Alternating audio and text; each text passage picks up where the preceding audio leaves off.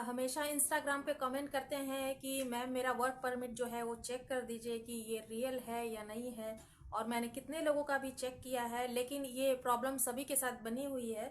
तो आज के इस वीडियो में मैं आपको बताने वाली हूँ कि वर्क परमिट जो होता है ना, वो दो टाइप का होता है। मतलब दो टाइप से इशू किया जाता है। एक होता है ट्रेडिशनल वर्क परमिट और दूसरा होता है कि इलेक्ट्रॉनिक सिस्टम से इशू किया गया वर्क परमिट। तो आज के इस वीडियो में मैं आपको इन दोनों में डिफरेंस बताऊंगी कि आपको जो वर्क परमिट इशू किया गया है, इस वीडियो को देख करके आप समझ जाएंगे कि आपको जो वर्क परमिट इशू किया गया है वो इलेक्ट्रॉनिक वर्क परमिट इशू किया गया है या फिर ट्रेडिशनल वर्क परमिट इशू किया गया है। क्योंकि 2022 में जब ये ट्रेडिशनल वर्क परमिट था तो उस टाइम पे इस रूल को चेंज कर दिया गया था बाय पॉलिश गवर्नमेंट के थ्रू कि अब इलेक्ट्रॉनिक होने वाला है या हो गया है, और अभी भी इलेक्ट्रॉनिक है और ट्रेडिशनल भी है। ट्रेडिशनल वे में जो वर्क परमिट होता है उसमें जो एम्प्लॉयर होता है वो ऑफलाइन इशू करता है वर्क परमिट। मतलब ऑफलाइन वो जा करके एप्लीकेशन वर्क परमिट के लिए प्रोसेस करता है। और इलेक्ट्रॉनिक सिस्टम में वो इलेक्ट्रॉनिक मतलब बाय सिस्टम से वो इलेक्ट्रॉनिक सिस्टम से वो वर्क परमिट को इशू करता है। तो अभी मैंने कुछ महीने कुछ महीने नहीं, अभी कुछ वीक्स पहले एक वीडियो आपको बताया था कि बायोमेट्रिक सिस्टम और वीडियो वेरिफिकेशन सिस्टम जो आया है नया रूल, तो उसमें भी मैंने आपको ये बताया था कि जो लोग पेपर वर्क करना चाहते हैं वो, उसको ही मैं बोल रही हूँ कि ट्रेडिशनल वर्क है। पेपर वर्क जो लोग करना चाहते हैं तो वो भी अवेलेबल है, और जो लोग इलेक्ट्रॉनिक वर्क करना चाहते हैं तो वो भी अवेलेबल है। इसका मतलब ये नहीं है कि ट्रेडिशनल प्रोसेस जो है वो खत्म कर दिया गया है।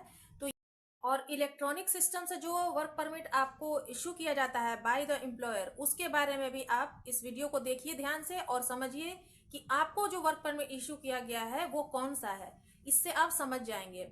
तो आपको पोलैंड में अगर लीगली वर्क करना है तो वर्क परमिट का होना बहुत ज़्यादा ज़रूरी है, जिसमें कि उसमें सिग्नेचर, स्टैम्प, पॉलिश अथॉरिटी की एम्बेलम जो होता है वो सब कुछ होना चाहिए। तो लेकिन ये सब जानने के लिए आपको फुल वीडियो वॉच करना पड़ेगा।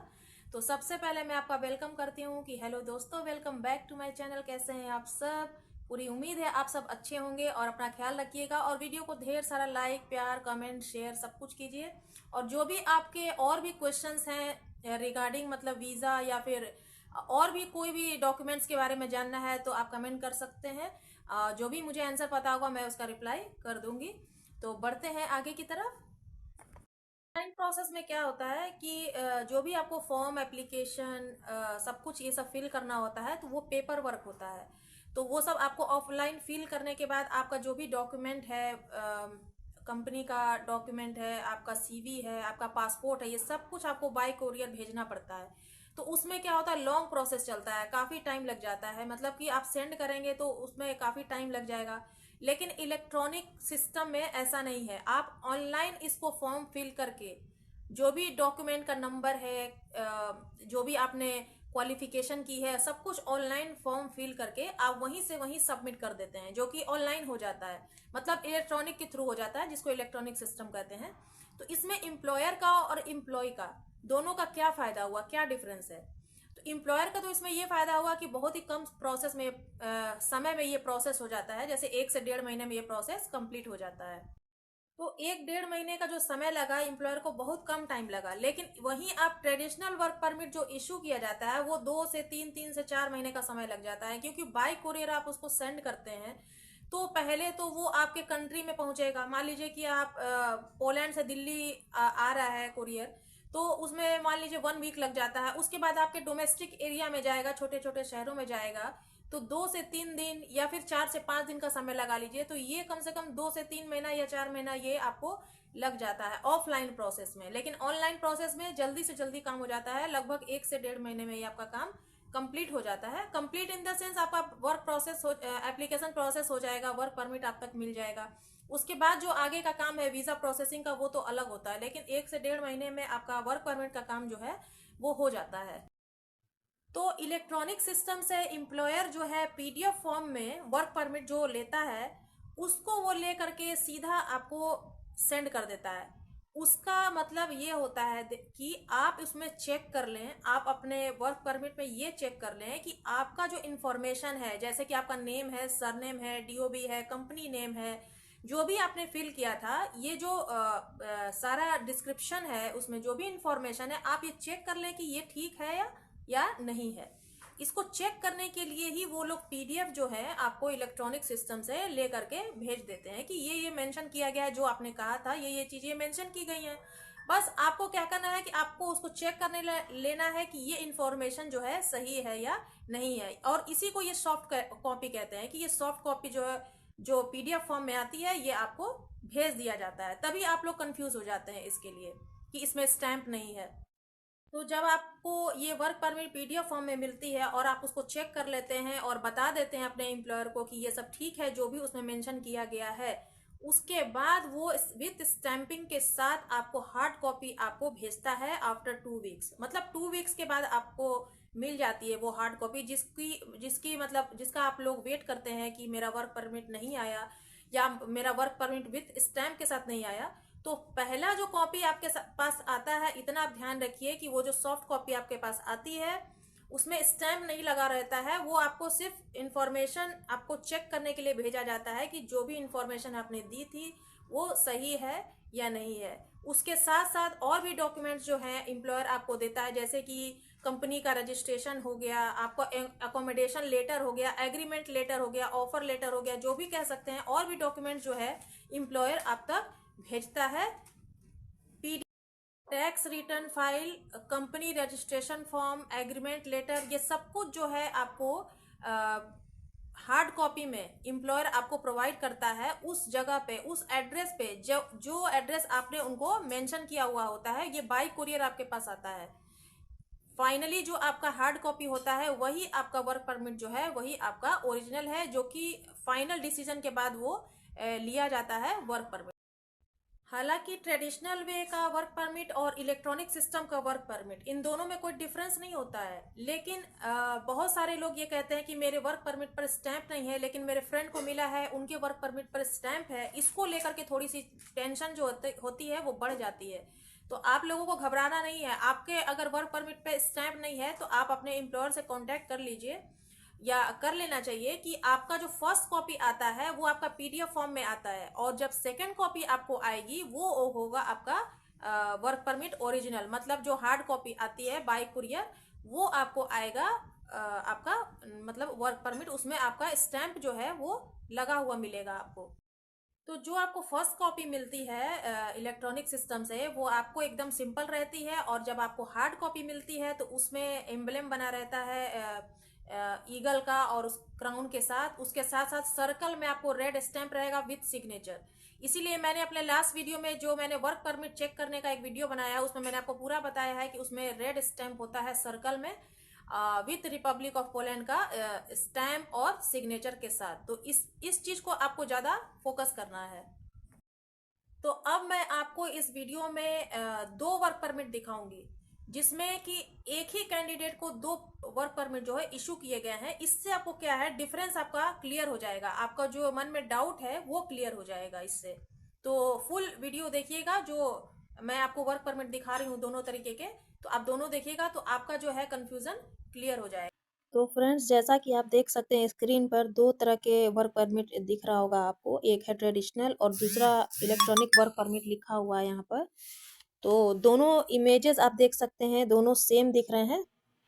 लेकिन इसमें क्या है कि ये जो एप्लीकेशन है इलेक्ट्रॉनिक सिस्टम से जो सबमिट किए गए हैं, तो इसकी एक कॉपी आपको क्यों रिसीव हुई है पीडीएफ फॉर्मेट में, क्योंकि ट्रेडिशनल वे में जो पोलैंड का वर्क परमिट टाइप ए पर स्टैम्प के साथ होता है और उसमें सेंट्रल सिस्टम का आइडेंटिफायर भी होता है। मतलब कि आपके डॉक्यूमेंट में क्या क्या है, आपका मतलब डॉक्यूमेंट नंबर क्या है, कोड डेट ऑफ इशू क्या है, नेम ऑफ द यूनिट क्या है, मतलब जहाँ से वर्क परमिट इशू किया गया है, उसके बाद केस नंबर क्या है, टाइप ऑफ वर्क परमिट कौन सा है, लीगल बेसिस ऑफ डिसीजन जो होता है ना वही होता है। इसमें सरनेम एंड फोरनेम ऑफ कंपनी जो होता है वो है, एड्रेस है, head quarter of the company, telephone और फैक्स नंबर, ये सब जो होते हैं ना मेंशन होते हैं आपके ट्रेडिशनल वर्क परमिट में। और इसमें जो होता है इस इंफॉर्मेशन के नीचे जो है इसमें एक सेक्शन बना होता है जो फॉरेनर का इंफॉर्मेशन होता है। फॉरेनर का इन्फॉर्मेशन इन द सेंस मतलब कि जो फॉरेनर इस वर्क परमिट पे परफॉर्म करने वाला है उसके बारे में, मतलब कि जैसे कि उनका नेम हो गया, सरनेम हो गया, नेशनलिटी है, डेट ऑफ बर्थ है, जॉब पोजीशन है, टाइप ऑफ वर्क परमिट है, उसके बाद वर्किंग टाइम है जो वीकली आवर्स ऑफ वर्क होता है, ग्रॉस मंथली सैलरी होता है इन पॉलिश करेंसी में। तो इन केस अगर आप अप्लाई करते हैं वर्क परमिट थ्रू एजेंसी, तो उसके नीचे डिटेल्स भी आपको मिल जाती है सैलरी के रिगार्डिंग। अब सेकेंड साइड में आप देख सकते हैं जो डिसीजन ऑफ वर्क परमिट है टाइप ए का, वो एम्प्लॉयर का बेसिक इंफॉर्मेशन होता है उसमें, और फॉरेनर का जो एम्प्लॉयमेंट देगा उसके बारे में, मतलब एम्प्लॉयर के बारे में ही इंफॉर्मेशन रहता है, मतलब फॉरेनर ही देता है एम्प्लॉयर को, तो उसके बारे में इंफॉर्मेशन रहता है। उसके बाद डाउन आएंगे तो लेफ्ट कॉर्नर पे आपको सेकेंड पेज का प्रिंटेड वर्जन जो है उस पर आपको ऑफिशियल स्टैंप दिख रहा होगा, तो ये स्टैंप होना चाहिए। उसके बाद राइट साइड में आप देखेंगे तो स्टैंप एंड सिग्नेचर जो है वो कॉम्पिटेंट अथॉरिटी का होना चाहिए, जिसमें कि वर्क परमिट इशू किया गया है। इस वर्क परमिट के नीचे आप देख सकते हैं ब्लू कलर में दिख रहा है एक जगह होती है, तो जो वर्क परमिट रिसीव करता है उनके लिए यहाँ पर स्पेस रहता है कि ताकि जो एप्लीकेंट्स हैं उनके लिए सिग्नेचर वगैरह कर सकें। तो इसमें अंतर यही है कि यही बताना है आपको कि ट्रेडिशनल वे में इशू किया गया जो वर्क परमिट है वो स्टैम्प के साथ होता है, और इलेक्ट्रॉनिक सिस्टम से जारी किया गया वर्क परमिट से, मतलब ट्रेडिशनल वे में जो सेकंड पेज पर ऑफिशियल स्टैंप लगी रहती है, तो स्टैंप जो होता है ऑफिशियल स्टैंप में आपको एक एम्बेलम रहेगा, मतलब कि रिपब्लिक ऑफ पोलैंड का जो होता है ना ऑफिशियल स्टैंप, वो रहता है रेड कलर में जो कि लगा हुआ है, और इसमें ईगल होता है क्राउन के साथ, और उसमें प्रोविंस का नेम भी होता है जहां से वर्क परमिट को इशू किया गया है। तो ये आपको दिख रहा होगा सर्कल में, लेफ्ट साइड में कॉर्नर पे आपको दिख रहा होगा, और ग्रीन कलर में नीचे आपको दिख रहा होगा सिग्नेचर, और एप्लीकेंट का सिग्नेचर कहाँ होना वो भी साइड में दिया गया है। वर्क परमिट में आपका रिसीविंग डेट भी दिया रहता है, आप अपने वर्क परमिट पर ध्यान से चेक कर लीजिएगा, लेकिन ये जो दूसरा पेज होता है ना थोड़ा सा अलग दिखता है। तो ये सब चीजें जो है आपको अपने वर्क परमिट में चेक कर लेनी है कि कहाँ पर स्टैंप है, लेफ्ट में या साइड में, राइट में, उसमें सिग्नेचर होना चाहिए, जिसने ये इशू किया है उसका सिग्नेचर होना चाहिए, एम्प्लॉयर का होना चाहिए। तो ये सब चीजें जो हैं आप अपने वर्क परमिट में चेक कर करके देख सकते हैं। तो इसमें कोई भी डिफरेंस नहीं रहता है, दोनों सेम ही लगते हैं देखने में, और ये दोनों वर्क परमिट जो आपको दिख रहा है ये सेम कैंडिडेट को इशू किए गए हैं, ये दोनों वर्क परमिट। तो मोस्ट इम्पॉर्टेंट ये है आपके लिए कि ट्रेडिशनल वर्क परमिट जो होता है उस पर ऑफिशियल स्टैंप लगा रहता है, और ये दोनों वैलिड होते हैं। तो इस वीडियो को देखने के बाद मैं आपको सबसे इम्पोर्टेंट इन्फॉर्मेशन ये बता रही हूँ कि अगर आपके वर्क परमिट पर स्टैंप नहीं है तो इसका मतलब ये नहीं है कि वो जाली है या फिर फेक है, लेकिन अगर स्टैंप नहीं है तो इसको अप्लाई करना आसान भी नहीं है। तो दोनों केस में प्रॉब्लम है, बट आप इसको इस तरीके से आप चेक कर लीजिएगा और फिर आप अपने एम्प्लॉयर से कांटेक्ट करके इसका सोल्यूशन निकालिएगा। तो आई होप इस वीडियो से आपको बहुत ही अच्छी जानकारी और अच्छी इन्फॉर्मेटिव वीडियो लगी होगी। तो वीडियो पर एक लाइक कीजिएगा, और चैनल पर नए हैं तो सब्सक्राइब कीजिएगा। नए अपडेट के साथ मिलेंगे नए वीडियो में, तब तक के लिए बाय बाय।